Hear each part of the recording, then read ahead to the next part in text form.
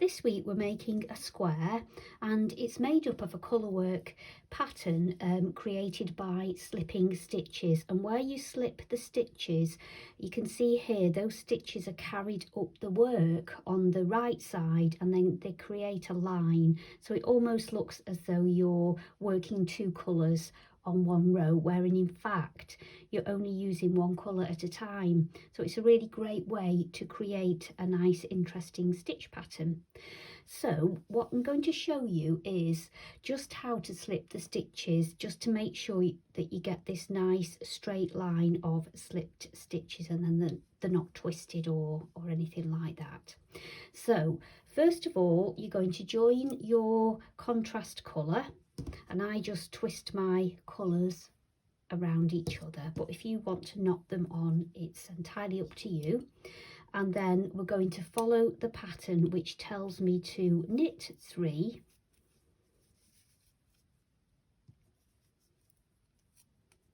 and then I'm going to slip 1, and this is where you just need to be careful how you slip the stitches. So always slip the stitches purlwise, as if you're going to purl the stitch. So just pop the needle in from the back to the front and then slip the stitch off, and it's as simple as that.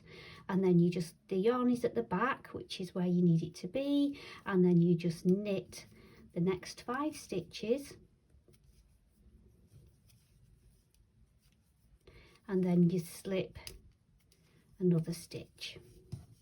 1, 2, 3, 4, 5, and then again purlwise, and just slip the stitch off the needle, and then you just repeat that pattern all the way to the end.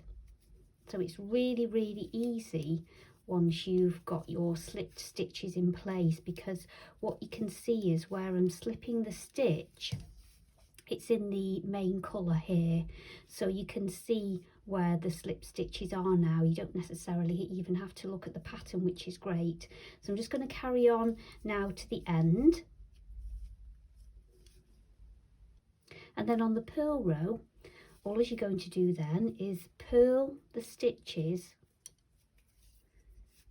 but then when you reach those slipped stitches in the main colour, you're just going to slip them purlwise again, exactly the same as you did before.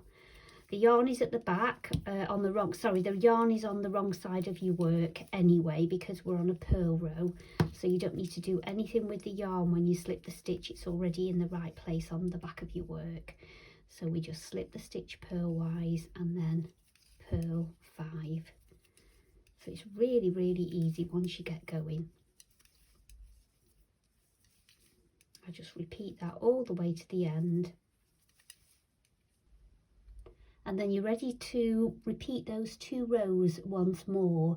But before you do that, because we're carrying our main colour up the side of your work so that you don't have to keep cutting it off and then weaving all the ends in, just make sure that you twist the stitches twist the yarn after 2 rows. So just pop the main colour over your contrast colour to carry it up the side of your work, and then it'll be in the right place then, ready for when you want to use it again, and you won't have a great big long strand running along the side of your work.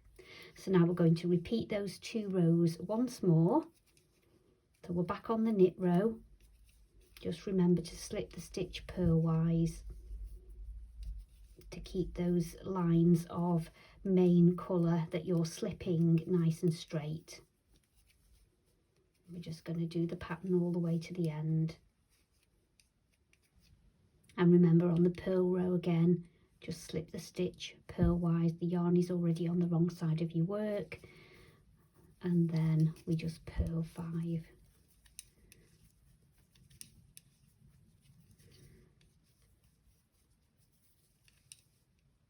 Slip 1 at the end, purl those last 3 stitches, and then you've finished with that contrast colour.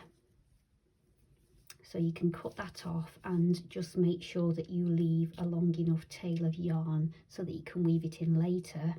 And then because you twisted the yarn after every 2 rows, this main colour is halfway along this those 4 rows that you've just knitted. And so it's ready to now do the 2 rows of knit stitch, which makes this lovely straight line and sets the basis for the next rows of the pattern, which are exactly the same, but those slip stitches are just offset so that it creates a nice honeycomb effect.